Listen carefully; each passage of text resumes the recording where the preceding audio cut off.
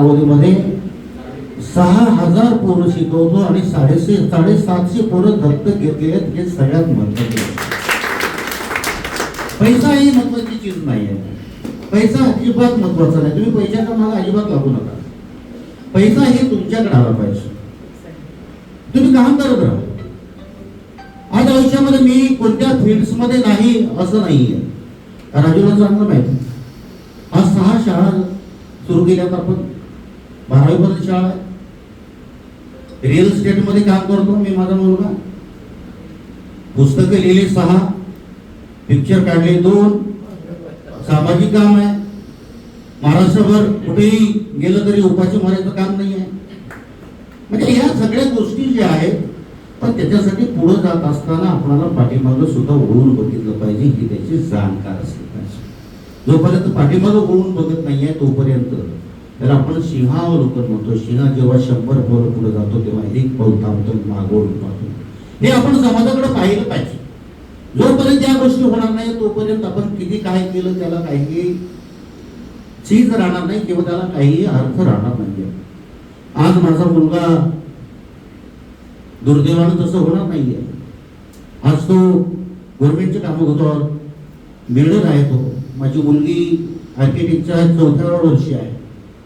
कारण आपण हे दुसऱ्याला सांगत असताना संस्कार सुद्धा तेवढेच महत्वाचे आहेत. आणि हे संस्कार तुमच्यावर झाले म्हणून तुम्ही 25 वर्षाच्या नंतर आमची आठवण घेऊन या ठिकाणी आले. हे संस्कार आहे. मिली थी जिंदगी कुछ करने के लिए पर वक्त बीत रहा है कागज के टुकड़े कमाने के लिए. मिली थी जिंदगी कुछ करने के लिए पर वक्त बीत रहा है कागज के टुकड़े कमाने के लिए. क्या करोगे इतना पैसा कमा कर. ना मौत को जेब होता है ना कब्र को अलमारी और ये मौत के फरिश्ते तो विश्वास माणूस आहे ना. जगून घ्या. उद्या काय करणार आहे माहित नाही. आज आहेत ना तुम्ही, आज जगून घ्या. उद्या कोणी पाहिलेलं नाही आहे. मी रिअल जगणारा माणूस आहे. मला वाटलं ना मी ते करणार. काही असो ते करणार माझी कारण. कारण जोपर्यंत आयुष्य आहे दुसऱ्याची वाट बघण्यासाठी आयुष्य नाही आहे तर आपण कसं जगावं हे सुद्धा आयुष्यामध्ये आपण शिकलं पाहिजे. हे जी आता तुम्ही आमचा सत्कार केला. आज सगळ्यात आज माझी डील होती एक डेप्युटी कलेक्टर तहसीलदार वाट पाहत पहिल्यांदा. पण त्याच्यापेक्षा तुम्ही माझ्यासाठी महत्वाचे, ते महत्वाचे नाहीये. हे महत्वाचे. हे कुठेतरी पेरलं पाहिजे. पेरल्याशिवाय ते उगवणार नाही. आपण आंब्याचं झाड पेरलं तर त्याला आंबेच लागणार आहेत. कडुलिंबाचं झाड पेरलं तर लिंबोळे येणार आहे, त्याला आंबे येणार नाही. आता मोड उपयोग राहणार नाही आहे. म्हणून हे सगळे आंब्यासारखी गोड पोरं माझी लेकरं या ठिकाणी आलेली आहेत आणि आमचं कौतुक केलं त्याबद्दल आमच्या सर्वांच्या वतीनं आपलं या ठिकाणी ऋण तर म्हणणार नाही पण तुमचं कौतुक करतो.